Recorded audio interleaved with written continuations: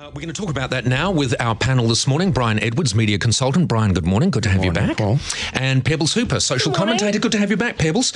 So let's talk about the organ donation, the woefully poor donation rates that we have in New Zealand. What do you put that down to, Brian?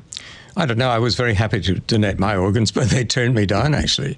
And that's probably because of my diabetes. I don't think it was anything to do with my you were going to be a live donor. Yeah. You were offering being a live donor. I can't remember what I was offering now. This is probably why they didn't accept me. Do they sometimes not accept you even before you've died? Yes, they may not accept. They're not going to accept you, I would imagine, if you're diabetic, as I am. So, I mean, there you are. But wouldn't you have some decent organs? Yes, I probably have some decent organs, Paul. But they didn't seem innocent in those either. But you were obviously happy to have it done. One of the issues in New Zealand, Pebbles, is that even people who've said, no, we're happy to be organ donors, you get to that harrowing point where the family are gathered around, the doctor has to go in and talk to them, and the family decide that they're not happy with it. I mean, I'm the same as you. I'm a diabetic, and so I haven't actually offered my organs to anyone, but I would. But the point is that it's an emotional time. You can't really approach that subject. There's a small window in order to get them. They've got to stay fresh and good and stuff. And I mean, I can understand from a family's point of view, they want kind of all their bits together, but the bits don't really mean anything. The body's just a machine and it's not the person. So I think people need to understand that, you know, a lung or a liver or a heart or something, it's not really that person, it's just a thing. And also that wonderful, I mean, the wonderful gift that, you know, the life hasn't been in vain. No. The death hasn't been in vain. You know, you're able to bring life and transform the lives of others. And I think if the person were, you know, able to talk through it, if they were obviously well enough, they wouldn't really want the family to be grieving over something as trivial as like a lung or something. They'd be like, dude, just do you think the recipient should be given a choice as to whether they want this particular organ from this particular person? Well, but then you might have people turn you down. Exactly, they might say, no, I don't want Paul Brian Henry's. Edwards. I mean, I've never liked him.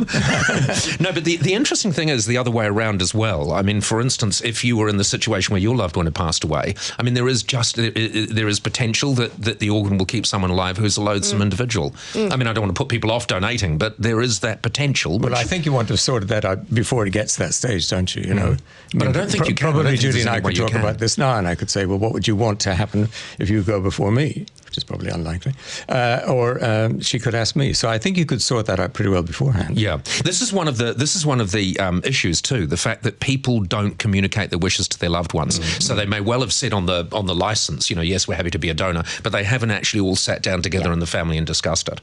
All right, hot real estate agents. This is now from one important subject to another. This study that's found that a hot real estate agent actually kicks the halo effect in, and the house is worth more because of it. Yes, I know this firsthand because I had a hot real estate agent, a very hot real estate agent. I say had, I mean I had an association with. With regard to selling or buying? Both, actually. An absolutely wonderful agent in Herne Bay. And this is a tall, statuesque, very beautiful woman with a superb personality, and that makes a huge difference. So when we've sold houses, we've sold them in 10 days. And so if you can find an agent like that, it's going to make a big difference. And I think a lot of people have the idea the agent makes no difference. That is nonsense. The agent can make an enormous difference. But this is interesting, this aspect, isn't it? Because we're not just saying a clever, hard-working agent, a smart, hard-working agent is going to make a difference. We're saying a pretty one or a handsome one will make a difference. Absolutely. I'm sure that's absolutely right. But this agent was interesting for one particular reason. She was tougher on us than she was on the people who were coming to look at the house. Really? Oh, yeah. So she came out one day and said, have you noticed above that window there's quite a lot of dust there? Get rid of that before we have the next open home, please. Good for her. Well, and she was doing the best by you. That is being a really good agent.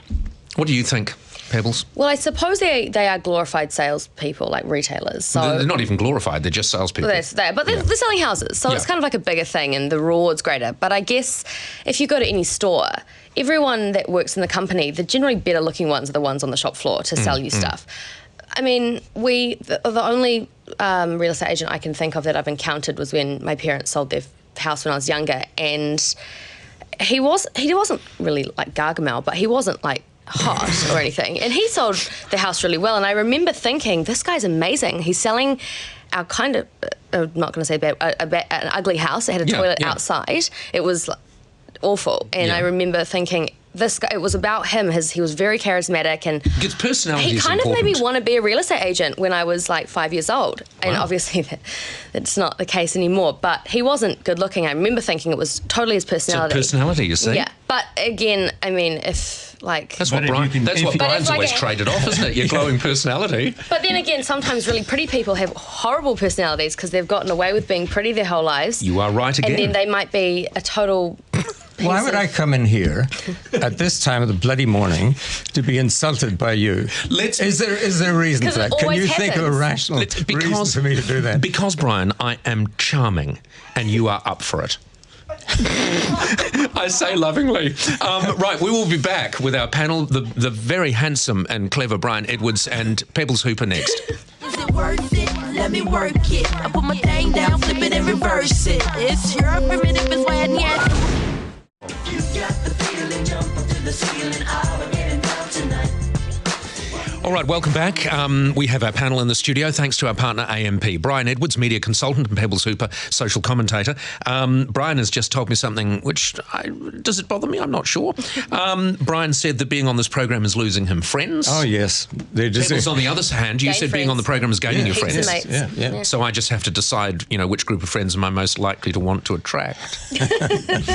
Anyway, what friends are you losing?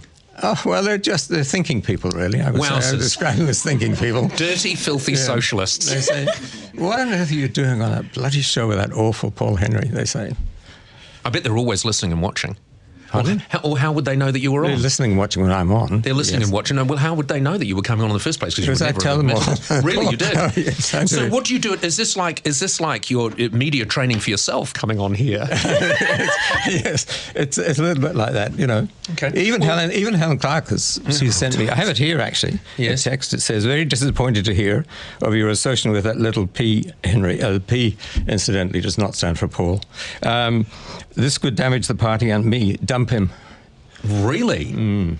So you are actually risking violating the very close and tender relationship you have with Helen Clark to be in my studio. It was close relationship, tender. I'm not. I'm very impressed. Overstating it, I think. I'm actually very touched. That's why you're losing friends. Yeah. Yeah. But just generally, people are saying, "Oh God, why are you doing that?" Paul Henry's vile. I've explained you don't get paid to come in here. Yeah. I've explained you have to sit and freeze out there for an hour and a half before you come on. But still you turn up. Still I turn up. I'm desperate for publicity. Give us a list of these names. Who are these people? These so-say friends that think I'm a shyster. We know one's Helen Clark. We haven't got enough time. Really? Oh, is that many? It's we better make it good then. This next one, so that because they'll be watching and listening now. I know you're watching and listening now, you hideous socialists. All right, climate change. Brian, do you care? Of course I care. But I'm at such an age now, it doesn't really matter so much. It's not going to happen so quickly that I'm going to be too bothered, really. Yeah. But I care. Of course I care. You're younger, Pebbles. Do you care? I mean, I suppose when I say do you care, I mean, do you care enough for it to actually affect your daily life? Well, I mean, it's not for now, it's for the future. What I mean is, do you do anything to try recycle and I don't have a private jet. Really, isn't it? Don't have a private jet. No. Don't do that. I find it interesting that when they have these summits or whatever they're called, where they come together to discuss global warming, they all fly in their big airplanes and have this big conference room and air conditioning and that kind of thing. They should just have it in a little teepee in the pool. How should they get there if not by airplane? Conference call. Yep. Absolutely. Conference call on the interweb. Yeah. You don't need to go over there and talk. I mean, that person's breathing in your face isn't going to do anything. And these are your people, Brian. This is the trouble. You've dedicated your entire life to a group of hypocrites. I'm talking. Thanks again. It's good. Socialists, but you are not one yourself. I'm finding fewer and fewer reasons to get up at this time of the morning. I got to say right now. Okay, here's what's going to happen. I never liked you. I need to make that clear right now. People thought I was serious the last time I was on when I said I liked you, but I really never liked you. Well, now here's something interesting, right? And we've got to go to the news now. But I like your mother. Friend. I like your mother. No, she's nice. Yeah, she's nice. Are you sure that is your mother? So what I'm going to do is, because we have to go to the news now, what I'm going to do is I'm going to tell you, Brian, that I have always liked you. Have you? Ooh. That's the nastiest thing you've ever said to me. All All right, Brian Edwards, Pebbles Hooper, thank you both very much for coming in, and we will see you both back. Are we gone now? Next time you'll have an Evie, not quite, but if we keep looking at you and listening to you for a while, we'll hear you go. Thanks very much for coming on. You will come back, won't you? No. You don't need friends at your age. Got none left. All right.